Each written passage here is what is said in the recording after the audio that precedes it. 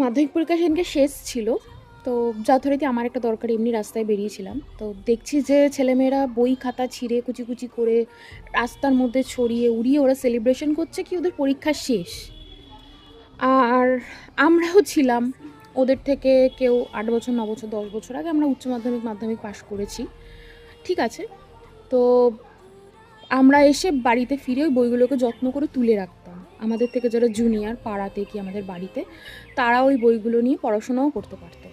এমনকি টিচারকে দিলে টিচার যদি সাজেশনের জন্য কোনোভাবে দাগিয়ে দিত পেন দিয়ে, তাতেও আমাদের একটা মিনি হার্ট অ্যাটাক আসতো যে বইটার মধ্যে কেন পেন দিয়ে দাগালো। এতটাই আমরা যত্ন করতাম বইয়ের। আর এখন বই ছিঁড়ে সেলিব্রেশন হচ্ছে।